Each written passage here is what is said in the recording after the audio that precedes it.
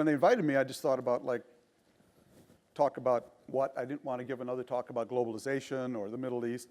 I thought I'd actually talk to you today about what I do, which is writing a column, and how to write a column, what constitutes a column, and what I've learned in the process of writing a column for the last 20 years.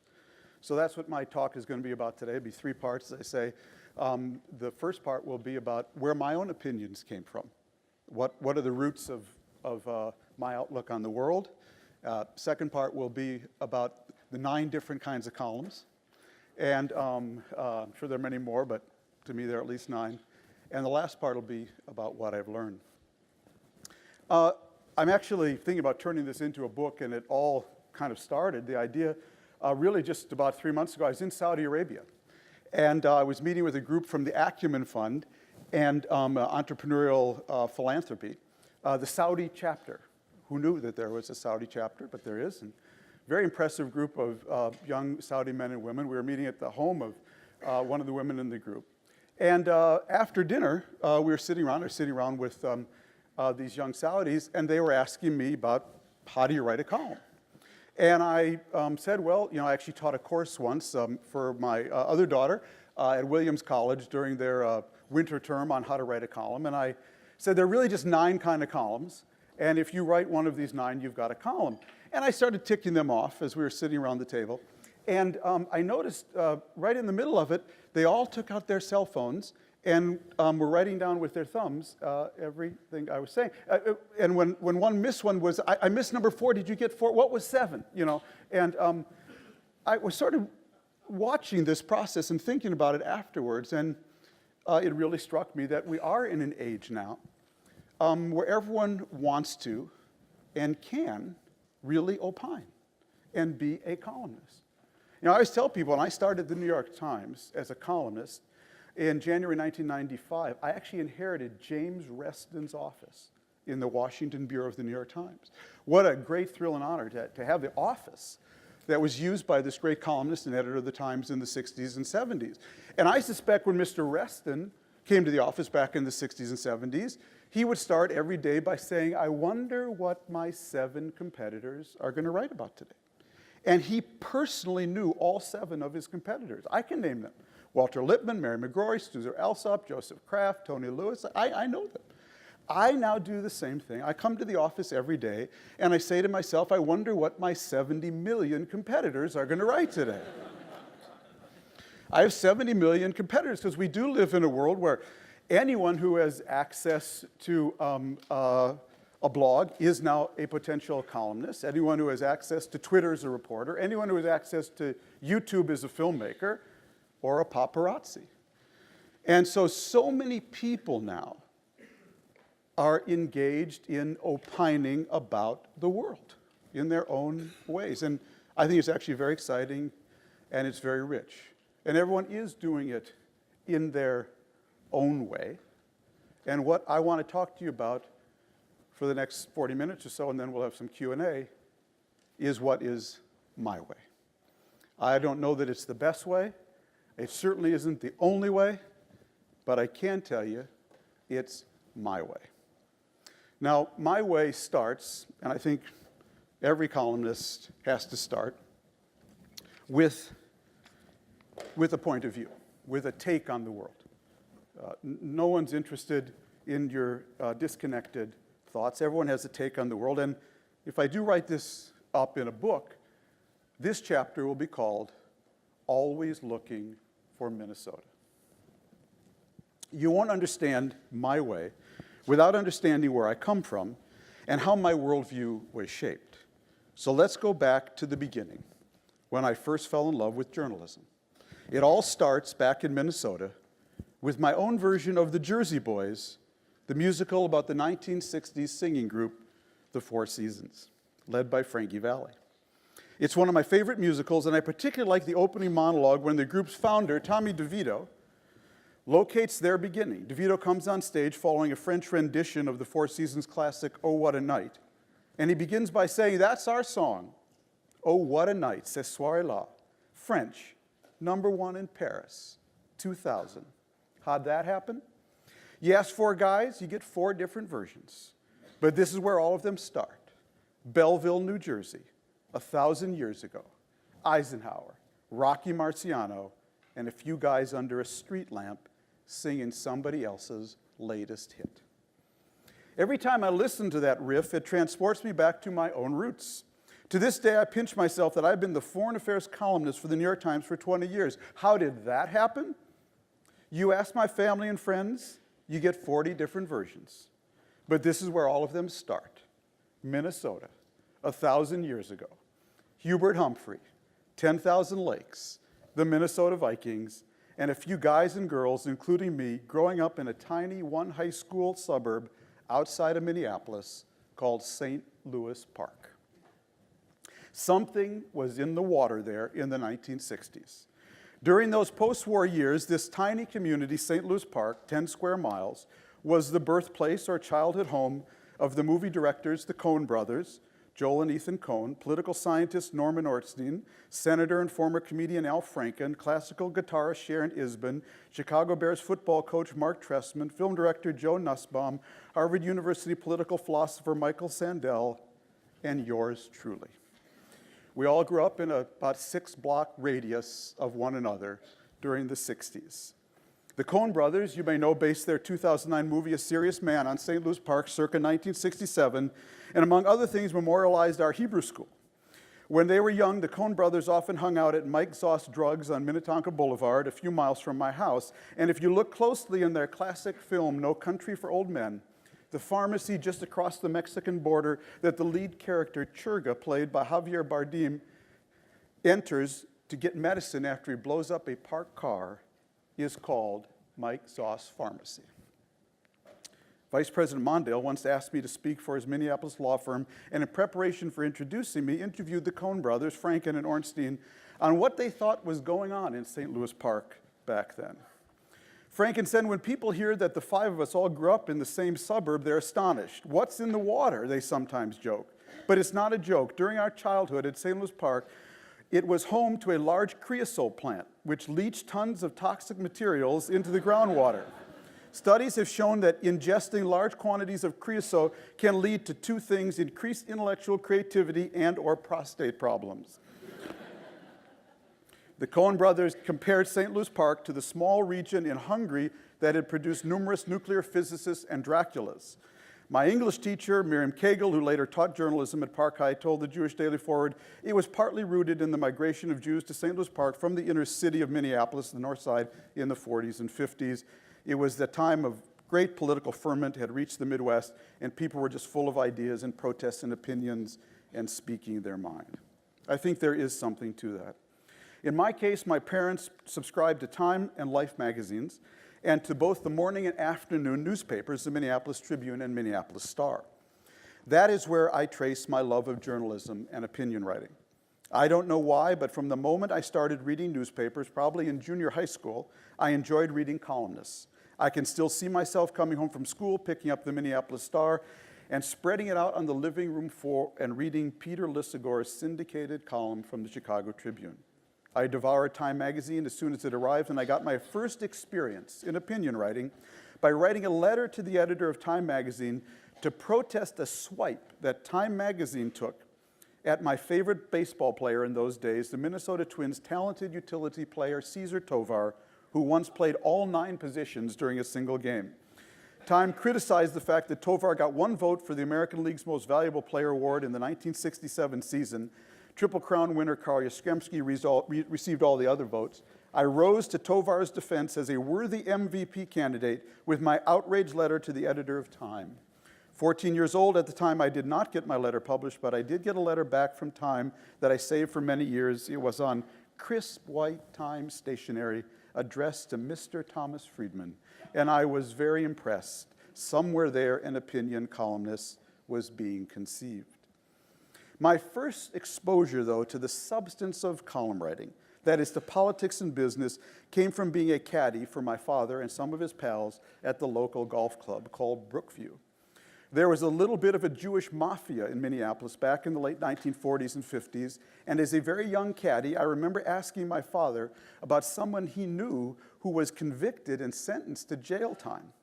I asked what he had done, and my dad gently explained to me that he was, quote, shopping in a store before it was open.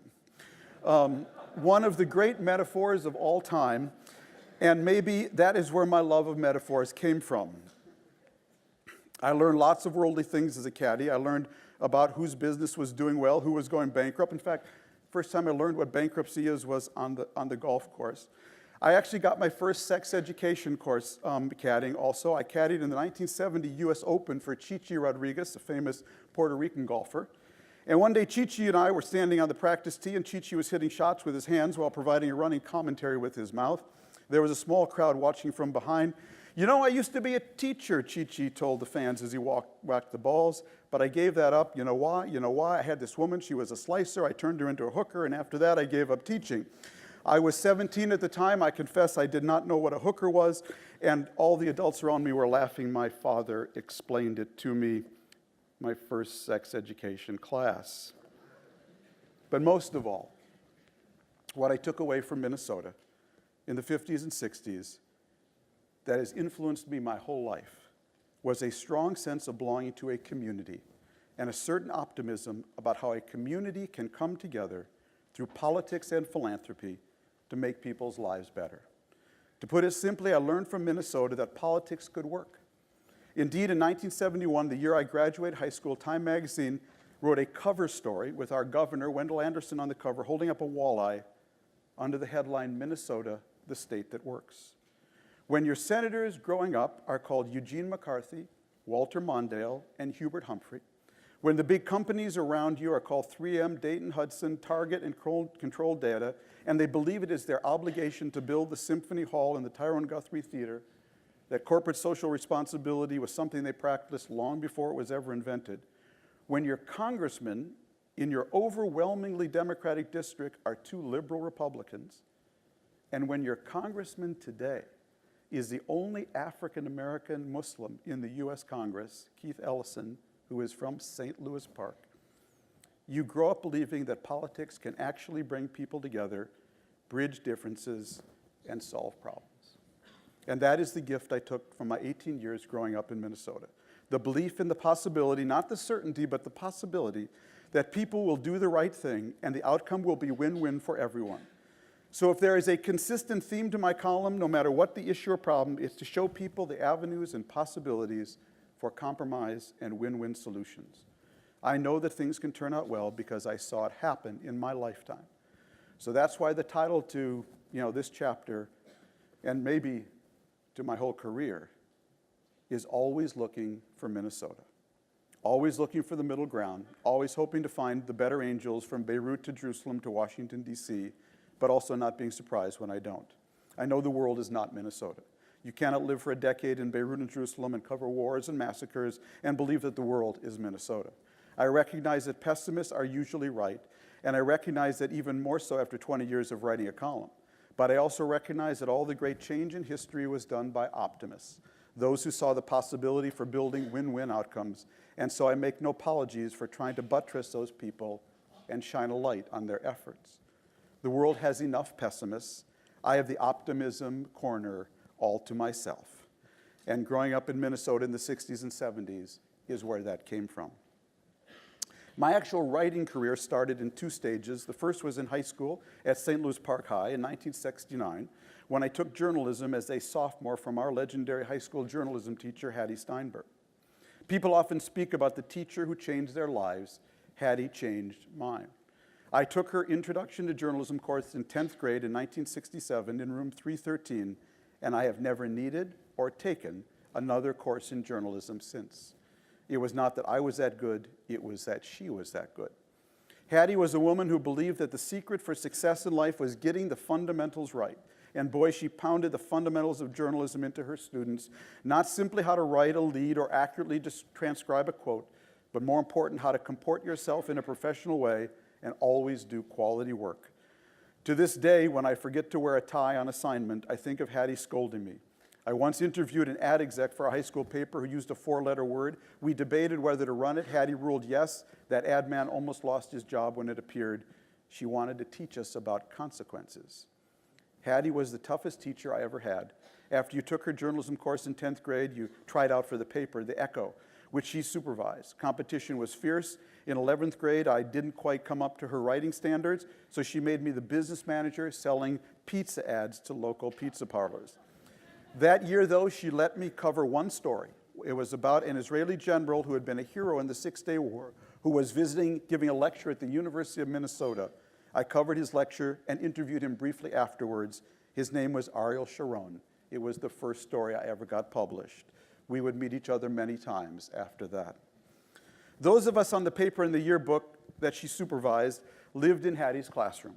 We hung out there before and after school.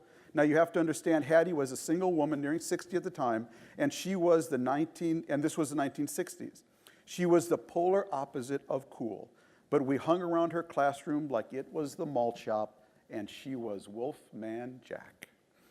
None of us could have articulated it then, but it was because we enjoyed being harangued by her, disciplined by her, and taught by her. She was a woman of clarity in an age of uncertainty. We remained friends for 30 years, and she followed and bragged about and critiqued every twist in my career. After she died, her friends sent me a pile of my stories that she had saved over the years. Indeed, her students were her family, only closer. Judy Harrington, one of Hattie's former students, remarked about other friends who were on Hattie's newspaper and yearbook. We all graduated 41 years ago, yet nearly each day in our lives something comes up, some mental image, some admonition that makes us think of Hattie.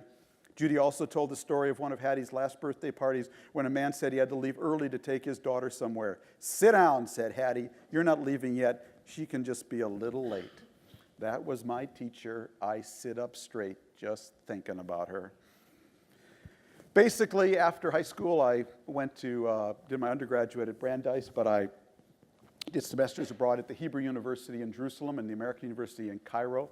I got a Marshall Scholarship to go to Oxford to study Arabic and Middle East history. But I did my first year at the School of Oriental and African Studies in London. It's when I met my wife, who had graduated from Stanford and was over at the LSE. And that's really where my true journalism career began totally accidentally. At the time, it was 1975, Jimmy Carter was running against Gerald Ford for president. And the campaign was in its heated stage back home. And Ann and I were walking down a street in London during the campaign. And the Evening Standard, you're familiar with the Evening Standard, London afternoon newspaper. They always have these blaring headlines on the newsstand to entice you to buy the paper. You know, Brad to Jen, we're finished. You know, something about the Royals or whatever. Well, this day we were walking down the street, the newsstand had this headline on it. It said, "Carter to Jews, if elected, I promise to fire Dr. K." Now, what was that about? I sort of stopped and looked at it, pointed out to Ann. I said, "Isn't that interesting? Jimmy Carter's running for president. He's trying to win Jewish votes, and he's doing it by promising to fire the first ever Jewish Secretary of State. Isn't that funny?" I have no idea what possessed me, but I saw that headline, and I went back to my dorm room at London House, and I wrote a column about it, what it meant. And my then girlfriend, now wife, who was from Des Moines, Iowa, took that column home over vacation, gave it to Gilbert Cranberg, then the legendary editorial page editor of the Des Moines Register. He liked it. He printed it on a half page of the Des Moines Register under an Outh cartoon, and they paid me $50. And I thought that was the coolest thing in the whole world. I had been walking down a street. I saw something. I had an opinion about it. I wrote it up, and someone paid me $50. And I was hooked ever after.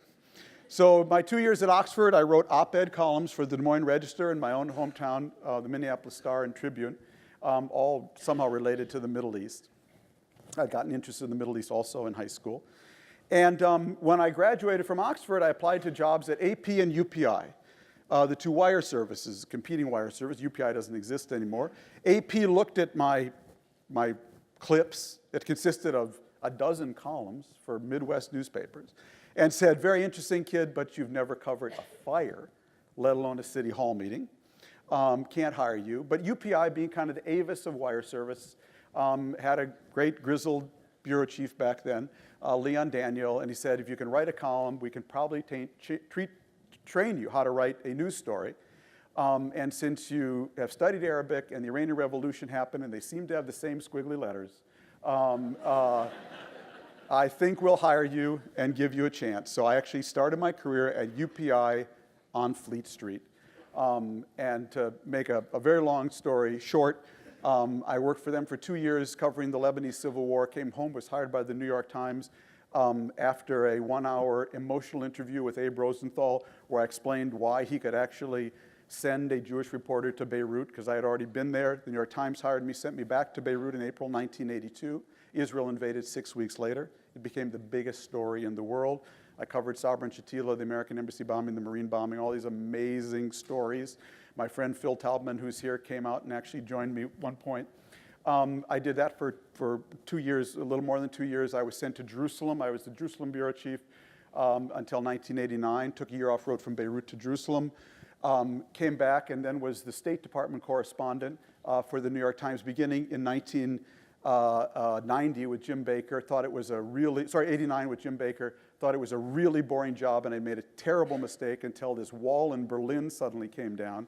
And suddenly I found myself with a front row seat to the end of the Cold War, traveled 750,000 miles with Baker as the State Department correspondent. Then I covered the first year of Bill Clinton's White House. That was Mr. Toad's Wild Ride. And then I did 3 years as the chief economics correspondent. And then in January 1995, they said, "You've done enough. We think now you might have some opinions." And they made me the foreign affairs columnist. So let's pick up the story there. Because I say everybody's writing columns now. And I think it's a wonderful thing. But the thing you need to understand about a column that's different from a news story is that a column has to work. No one would ever say about a news story that works or doesn't work. That was a very interesting fire, a very interesting City Hall meeting, very interesting campaign. News stories don't have to work. They have to simply tell you who, how, when, and where in a compelling and interesting way. But a column is different. A column has to work. What makes a column work? What makes a column work is that it produces a reaction. News stories are meant to inform. Columns are meant to produce a reaction. So whether you're blogging or tweeting, whether you're doing a TED Talk or YouTubing, you've got to have in your back of your mind, what is the reaction I'm actually trying to produce? And what I would argue is that there are at least, I'm going to give you nine kinds of reactions. And if you produce any one of these 9, it's a column. So the first reaction you want to produce, possibly, is that the reader reads your column, puts it down, and says, "I didn't know that. I didn't know that." It's good to break news in a column. It's good to go places that others haven't been, share an insight, inform people about something. It should always be in the service of an idea and an opinion. But if someone reads your column, I did a column about Airbnb a couple months ago, and someone emailed me afterwards, and I really love this reaction. He just said, "Who knew? Who knew? Who knew that 265,000 people on New Year's Eve rented out rooms in their house around the world to host someone on Airbnb?" And it became the kickoff for writing about basically the whole sharing economy. But if you write a column where someone puts it down and says, "I didn't know that," that's a good column. Second, and this is a lot of what we do, if someone reads your column and says, "I never looked at it that way. Gosh, thank you. You know, I never, ever looked at it that way." That's definitely a successful column. I have an Indian friend who edits the Indian Express, and we were talking a couple of weeks ago, and he was telling me that he did a column, and I would use this in my book as an example of I never looked at it that way. You remember there was a huge controversy about an Indian diplomat who had underpaid her maid in New York City, and she was then unceremoniously arrested and created a huge controversy. And for weeks, it was all about the diplomat, and Indians rallied to the diplomat and rallied back. And he did a column about the maid, because everybody forgot about the maid. I thought that's a wonderful example of I never looked at it that way. You gave me a whole new way to look at it. Your third kind of column, this is your favorite. You'll live for this reaction. Happens 3 or 4 times a year if you're lucky. You said exactly what I felt, but didn't know how to say. God bless you. God bless you, my son. God bless you. Oh, when that happens, that's just, yeah, that is so satisfying. When you can actually articulate what people are feeling, but haven't yet said. Enormously satisfying. Fourth reaction is very simple. I want to kill you dead, you and all your offspring. I want to waterboard you. I want to beat you. I've canceled my subscription. I absolutely hate you, okay? Your column is defined as much by people who are against it as who are for it. And if you don't have anyone against you, chances are you don't have that many people for you. And every once in a while, you just have to roar back and act out. Peel off somebody's skin or the skin of an issue in a rip-roaring way. I wouldn't do it every day. It can get a little old. People can be exhausted by it. But every once in a while, you need to do that. It's very important, though, I believe, I practice, hunt big game. Hunt big game. Don't pick on little people, and don't pick on little ideas. Hunt big game. The fifth reaction, and this one is really hard. Don't try this trick at home, kids. You made me laugh, you made me cry. That's a great, if you can make people really laugh, like my colleague Gail Collins, if you can write about an emotional moment or that drives an opinion, you make them cry, that's a very successful column. When it's done well, it's awesome. When it's done badly, it's cringe-inducing. Okay. Trying to be funny and not being funny, or trying to be sentimental and not actually touching people is awful. Okay. So I don't do this very often, but every once in a while, when you can do it, it really worked. Sixth reaction to your column, this is also very important for people to remember, is when someone reads your column and says, as you said before. As you said before. You have to repeat yourself in this business. Maybe you didn't read my Wednesday column when I talked about this. Maybe you didn't see my Sunday column. Maybe you were out of town or traveling. If you believe in an issue, you've got to drive it, and you've got to invent a language that will stick in people's minds. I often get criticized. I get criticized for many things, but one is, he's repeating himself again. There he goes. Oh, I do that deliberately. Because if you're going to hate me, I really want you to understand why, okay? And I want you to never forget it. You know, I'm a big believer that to name something is to own it. If you can name an issue, you can own the issue. The world is flat. Green is the new red, white, and blue. So I spend a lot of time naming things. I want to stick in your head or in your craw. Either place is fine. But I don't hesitate to repeat myself because of that, obviously in different ways. 7 is, I think this is really, really an important reaction to get from people. You challenged me, you disappointed me. Now, what is this about? I really believe it's important as a columnist to challenge your base. It's for liberal columnists to every once in a while challenge liberals. It's for conservatives to challenge conservatives. Never let anyone take you for granted. Never let anyone feel they own you. And when you do that, when you anger and rile your own base, you will hear from them. But I think it's extremely important as a columnist to check yourself by challenging your own base and a lot of your own theories. 8, this is the one reaction you want to avoid. I knew what you were going to say by reading your byline. Oh, that's death as a columnist. That goes to the columnists who never challenge their own base. Where you become so predictable, left, right, or center, that people know what or think they know what you're going to say just by reading your byline. That is definitely to be avoided. And the last reaction, again, this happens rarely, but it's, I think, a very important one, is I bet that column didn't take very long to write. Now, that's actually a compliment. I'll tell you why. The best columns, the very best columns I feel I've written, came from some really deep place, and they came out so fast and so quickly that it took me as long as it took my fingers to hit the keys to write that column. So when someone can feel almost that that column just came straight out from some deep place, that's a real compliment. So those are very quickly the kind of 9 reactions I'm looking for as a columnist when I'm writing. And if I produce any one of those 9, I think I've got a column.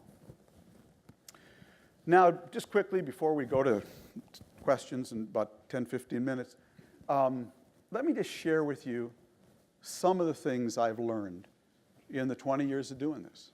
Some of the lessons that I take away from writing a column and having been able to travel around and see so many conflicts and meet people and issues face to face.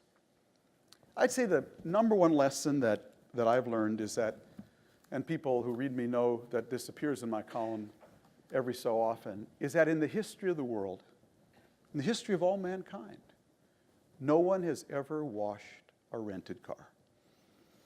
I'm a huge believer in that. It's one of my just guiding principles in life, okay? That in the history of the world, no one has ever washed a rented car.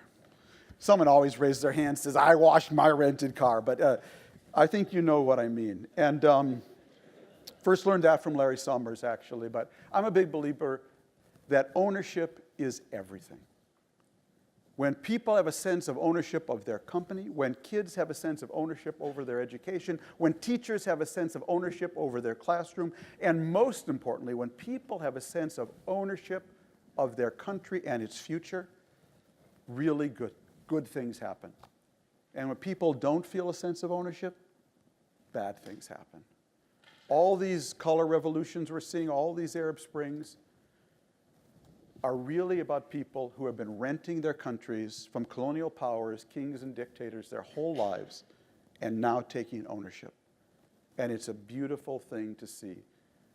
But ownership is really the key to life, because when people own things, when people own their companies, their future, their classroom, they will always do so much more than you can ever ask them to do.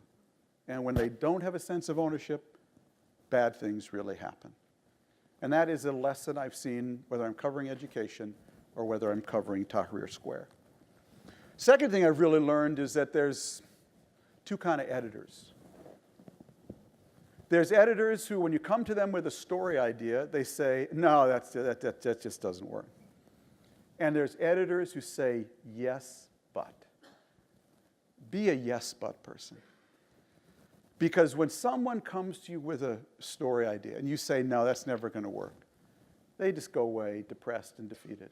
When you say to them, yes, but that is such a great idea, but if you just make the 3rd graph the lead and you take the 6th graph and move it up to the 3rd, you give people a sense of ownership over that story, man, they will take any piece of advice from you and they will run with that story again so much farther and faster than anything you could demand of them. Be a yes, but teacher. Be a yes, but parent. Be a yes, but editor. Third thing I learned is that the 2 most important words in foreign policy are self and sustaining. Self-sustaining. We are really good, America, I've covered a lot of this, so something I've learned the hard way. We are really good at breaking things. We are really good at breaking things. There's no country we cannot break around the world. We've demonstrated that. We are not good at building things. We're like a football team with an offense and no defense. To put it another way, we can stop bad things from happening in places, but we cannot make good things happen. That is a lesson I've taken away from Bosnia and Libya and Iraq and Afghanistan. To make a reality self-sustaining is the real challenge. The real challenge is not what we do when we are there, not what surge we mount, but what we leave behind and what is sustained after we go. It doesn't matter if you're talking about war. It doesn't matter if you're talking about doing an education project somewhere. It doesn't matter if you're talking about trying to start or invest in a company. It's what is self-sustaining is all that really matters. And unfortunately, I've seen too many examples of non-self-sustaining in the foreign policy I've covered. Another big lesson I've learned, and I come across this all the time, is that humiliation in foreign policy is the single most powerful human emotion. And I have seen the impact of people feeling humiliated and what they do. You know, take away people's money, they'll be angry, they'll be depressed. Put them in jail, beat them, hurt them, you'll get a backlash. But humiliate someone, and they'll wrap themselves in dynamite and blow you up or your Twin Towers. So much of what I cover in the world goes back to humiliation, whether you're talking about Ukrainians and Russians, Japanese and Chinese, or Arab Muslims in the Middle East and America. I feel I benefit most in covering foreign policy from whatever I've read about psychology and whatever I've read about humiliation. It is the single most important human emotion, and it drives more foreign policy issues than any other issue: resources, money, nationalism. Another big lesson I've learned, I've alluded to the fact that I caddied, I'm a golfer, and there are also just two kind of golfers and two kind of countries. So Tom Watson had a famous caddy, Bruce Edwards. He tragically died of Lou Gehrig's disease, but he caddied for Tom Watson most of his career, except for 3 years he caddied for Greg Norman. Then he went back to caddying for Tom Watson. Afterwards, he did an interview, and people asked him, what was the difference between Greg Norman and Tom Watson? He said, very simple. You'd caddy for both these guys, and both their balls, they'd hit a perfect drive down the middle of the fairway, and each guy's ball would end up in a divot. Greg Norman would say, my luck. I hit a perfect drive. If I didn't have bad luck, I'd have no luck at all. Look at this. I hit this drive perfectly. And Tom Watson would say, Bruce, watch this. They're really just two kind of golfers. And the truth is, they're just two kind of countries. There are those who say, we're behind. Let's figure out what's the best way to get ahead. The Meiji Restoration in Japan. And there's those who say, we're behind. What did you do to me? And there's a lot of countries and a lot of people who waste a lot of time and energy complaining about being in the divot rather than figuring out how to get out of it. And I unfortunately have to spend a lot of my time covering those countries. Another big lesson I learned covering Jim Baker, actually, Secretary of State, is that success breeds authority, and authority breeds more success. And I learned this in a funny way. I traveled with Baker on all 15 trips he took to the Middle East to put together the Madrid peace process. And on 14 of those trips, I came home and wrote, Secretary of State James A. Baker III failed again to achieve his objective of putting together a peace process. And on trip 15, he succeeded, and he came back and stuck his finger in my face and said, Friedman, you're going to write that I succeeded. And he spiced that with a few other things as well. So we went off to Madrid, and he convened the first basically region-wide peace conference. It was a remarkable diplomatic achievement. And we actually flew from Madrid, I never forgot this, to Azerbaijan. And he gave a press conference in Azerbaijan. He'd just come from Madrid. It was a world-shaking story, covered all over the world. He stands up at this press conference in Azerbaijan. The Azeri reporter stands up. First question, Mr. Baker, in light of what you've achieved in Madrid, would you come here and mediate now between Armenians and Azeris? And I was a pool reporter. Baker winked at me. His eyes rolled. The last thing he was going to do was mediate between Armenia and Azerbaijan over Nagorno-Karabakh. But the lesson I took away from that was how quickly his success in Madrid had translated into more authority, and more authority gave him leverage for more success. I think it's true whatever you do, small victories can add up to greater authority, and the authority for really big victories. Another really important lesson that I've learned is that there's a huge, huge difference between skepticism and cynicism. This is a really important issue for me because unfortunately a lot of people in my business have forgot where the line is between skepticism and cynicism. Skepticism is about asking questions, being dubious, being wary, not being gullible. Cynicism is about already having the answers, or at least thinking you already have them, about a person or event. The skeptic says, I don't think that's true. I'm going to check it out. The cynic says, I know that's not true. It couldn't be. He couldn't have done that for those reasons. I'm going to slam him or her. The skeptic is in search of the truth. The cynic is in search of snark. There is such a thing as healthy skepticism. There is no such thing as healthy cynicism. The cynic is always prejudging, and prejudging is the enemy of inquiry and learning, which requires an open mind. The truth is, most of the journalists I've ever known were not cynics. Just the opposite. Most of them are rather idealistic with a certain underlying crusading spirit. But cynicism is present enough in our craft that it's worth constantly guarding against.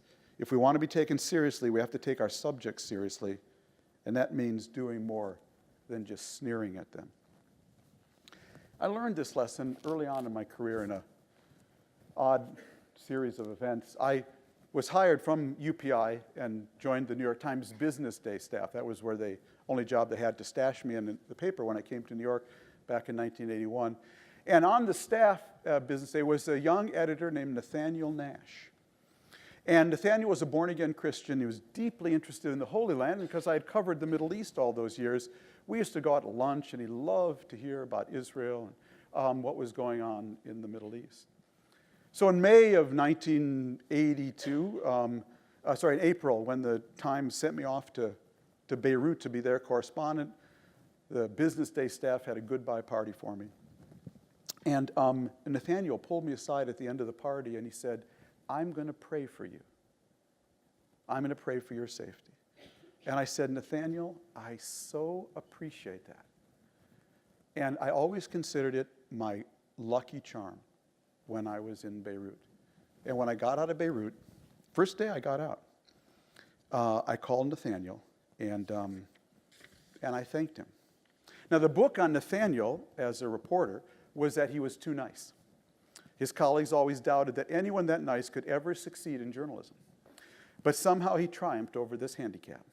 And he went from one successful assignment in Business Day to Latin America to another. And it was because Nathaniel intuitively understood, I always thought, the difference between skepticism and cynicism. I only wish I could have done for him what he did for me, because Nathaniel Nash, age 44, was the one reporter on Commerce Secretary Ron Brown's airplane when it crashed into a Croatian hillside on April 3rd, 1996, killing everyone on board. I was devastated. With today's cacophony of magazine shows, Oprah-style interview sessions, and talking heads, many people have lost sight of what real journalists do. Journalists do not appear on cable TV to scream at each other. Real journalists don't interview mothers and daughters on daytime confession hours. Real journalists don't have their own shock jock radio shows. Unfortunately, those are the people many Americans see most in quasi-journalistic roles, and these are people they think of as journalists today. Journalists are reporters like Nathaniel Nash who go off to uncomfortable and often dangerous places like Croatia and get on a military plane to chase after a visiting dignitary without giving it a second thought, all to get a few fresh quotes, maybe a scoop, or even just a paragraph of color that no one else has. When I first heard the news about Nathaniel, I whispered a prayer for him, but I'm sure that wasn't necessary, for he was such a good soul who knew the difference between skepticism and cynicism, that I know he is sitting at God's elbow, probably taking notes right now. Another big lesson for me is most people listen through their stomachs, not their ears. Really. Most people do not listen through their ears. They listen through their stomachs. You connect with someone on a gut level as a reporter, as a columnist, or as a leader. You don't have to bother them with the details at all. They know they've connected with you. You don't connect with someone on a gut level, and you cannot show them enough details. Who remembers Anwar Sadat's speech before the Knesset after he flew from Cairo to Jerusalem? Nobody. It was actually one of the harshest speeches ever given by an Arab leader about the Palestinian cause. No one in Israel remembers he even gave a speech, because Sadat connected with Israelis on a gut level, and once he did, they did not care about the details.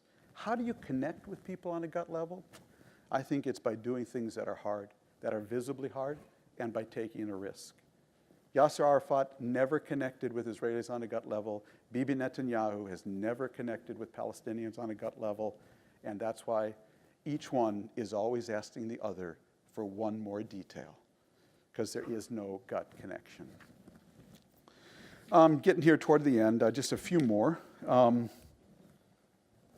I would say one of the biggest things I've learned from covering the Arab Spring is really how right Lenin was, that if you don't have an organization, you got nothing. It's great to have a democracy movement in Tahrir Square or the Maidan in Kiev, but organization really is everything. If you cannot translate your movement into an organization that can contest an election and deliver your politics, I cover a lot of people who haven't done that. And that's really been the theme of everything I've been writing the last few years. Professor at Columbia, Mark Mazauer, wrote this. I really liked it. He said that anger at corruption has fueled numerous rallies all over the world the past couple of years, especially as austerity and high unemployment have sharpened the divide between haves and have-nots. Demonstrations, however, are an effective means of ending corruption. That takes institutional transformation, a long, slow slog, mostly invisible and untheatrical. It's the opposite of street protests, whose power lies in being as public, dramatic, and instantaneous as possible. What crowds in downtown Cairo and Kiev have in common was their extraordinary diversity, but this very quality also explains why they've been incapable of sustaining a political future. The fundamental Leninist insight still holds. Nothing can be done without an organization. I've just been covering a lot of people over the last 3 years in particular who really need to learn that lesson. Let me just close with a few more personal ones. One is about America, and maybe a little goes back to Minnesota. And that is that pluralism, especially the pluralism we have in this country, I see in this room, pluralism is such an incredible thing. And America is such a freak. We are freaks. We have twice elected a black man whose middle name is Hussein, who defeated a woman to run against a Mormon. Who does that, okay? Who does that? Nobody does that. What we have in this country is so unique, and we treat it like it's a football. We kick this country around like it's a football. It's not a football. It's a Fabergé egg. We can drop it. We can break it. And in the interconnected, interdependent world we live in, to have mastered pluralism, oh, and we're still a work in progress. You need only look at the racism directed at Obama to know that. We are still a work in progress. But to have gotten this far, that, I know you learned about comparative advantage today. That is the single most important comparative advantage we have as a country in the world. And we really need to take care of that. We need to appreciate it for what it is. Big lesson that's really sustained me. I'm a little Jewish guy from Minnesota who spent the last 30 years covering the Arab world. And as anyone who read my copy knows, I don't do it by going around telling people how wonderful they are. How do you survive in that kind of environment as a journalist and then a columnist and tell the truth? And to me, it's one overriding thing I've learned, my survival mechanism, being a good listener. Listening is the key to life. Not only because what you learn when you listen, but something more important.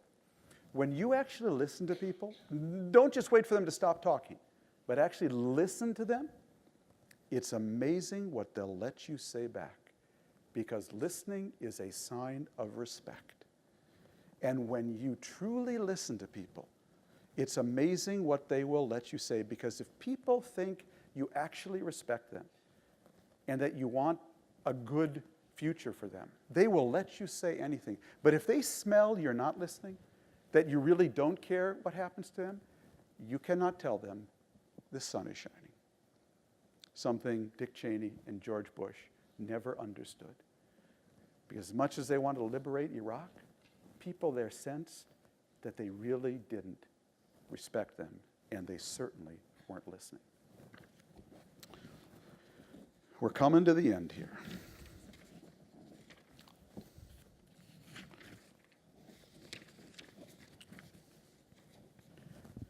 A couple more. Never drink the whole milkshake, especially never drink all of the other guy's milkshake. One of my favorite pieces of movie dialogue, cum political science, is near the end of the film There Will Be Blood, the 2007 classic about the ruthless silver miner turned oil man who could not stop at anything to accumulate more wealth. And you remember when Daniel Plainview, the oil driller, basically takes Paul Dano, Eli Sunday, aside when Eli Sunday wants to sell him some more land that he sure has oil, and he says, drainage, Eli, you boy. Drained it dry, sorry. Here, if you have a milkshake, and I have a milkshake, and I have a straw, there it is, there's a straw. You see, you're watching, and my straw reaches across the room and starts to drink your milkshake. I drink your milkshake, your whole milkshake. I drink it up. Man, if there's one lesson I've learned from covering the Arab Spring, it's do not try to drink the other guy's whole milkshake. This is about no victor, no vanquished. If you don't leave space for the other people, whether it's Ukrainians leaving space for the Russian speakers among them, whether it's Sunnis leaving space for Shiites or Shiites leaving space for Sunnis, if you want it all and try to get it all, you will end up with nothing. The Arab Spring that has done the best so far, interesting, the one we've had the least to do with, Tunisia. Why? Because they've operated there on the principle of no vanquished, no victor. You get your milkshake, I get mine. Big lesson I got early in my career in journalism, never ask the competition to hold the phone for you. This is the first lesson I ever learned as a journalist. When I was a cub reporter just starting out in London, the first real news story that my editors at UPI sent me to was covered the Iranian embassy takeover in London. It involved pro-Khomeini Iranian students. Somehow I managed to talk my way into the building, interviewed some of the student rebels. I don't remember what they said, but I was so excited by whatever it was that I ran right to the phone booth next to the embassy. Big, red, old British-style phone booth. No cell phones back then. It was one of these classics. There was a long line. I got in line. All these other grizzled Fleet Street reporters who wanted to file their stories. I patiently waited to my turn at the phone. When I got inside the booth, I excitedly called my editors at UPI, telling them everything I had seen and heard from inside the embassy, reading from pages of my notebook. At one point, though, one of the editors said to me, taking down my dictation, "Can you check this detail in the embassy?" I said, "Wait a minute, I'll check." I opened the door of that little red phone booth and said to the Fleet Street reporter standing in line behind me, "Do me a favor, hold the phone." Then I dashed out of the phone booth. Before I'd taken 2 steps, the guy in line behind me slipped into the booth, slammed down the receiver, started dialing his own newspaper, and turned to me to say 2 words I will never forget. "Sorry, mate." Never ask the competition to hold the phone for you.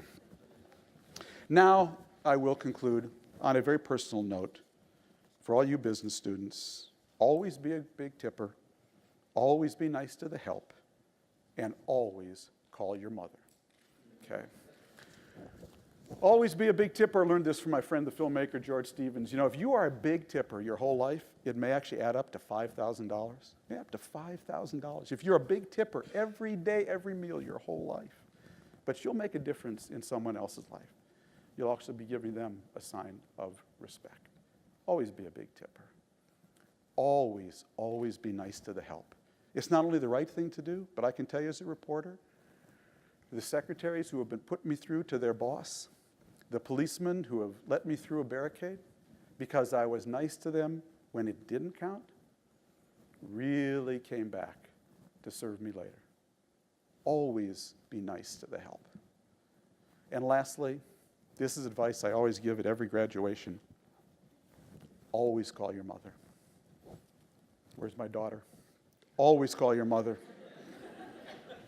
Whenever I've had the honor of giving a college graduation speech, I always end it with this story about the legendary University of Alabama football coach Bear Bryant.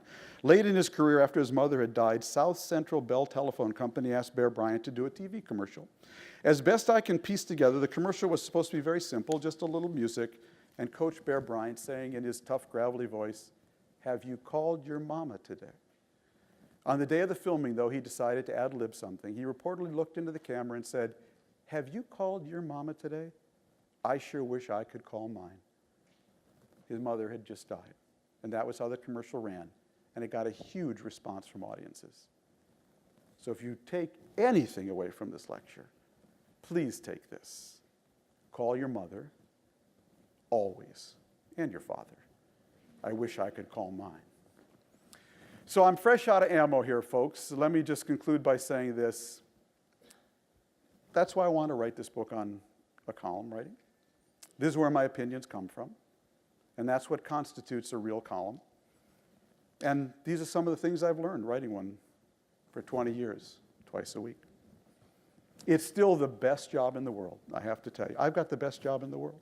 I mean, somebody has to have it. I've got it, and you don't, okay? I get to be a tourist with an attitude. Go wherever I want, write whatever I want about whatever I want. Some 45 years after taking journalism in that room at room 313 at St. Louis Park High School, I can honestly tell you I'm as excited about writing my next column as I was my first. And I'm also, alas, still looking for Minnesota. That's why I'm going to end where I began, with the Jersey Boys, because the closing lines of that musical play resonate with me just like the opening ones. This time it's Frankie Valli talking, looking back on his remarkable career as the lead singer of the Four Seasons. They ask you, he says, what was the high point? The Hall of Fame, selling all those records, pulling Sherry out of the hat? It was all great. But the first time the four of us made that sound, our sound, when everything dropped away and all there was the music, that was the best. That's why I'm still out there singing, like that bunny on TV with the battery. I just keep going and going and going, chasing the music, trying to get home. Thank you very much.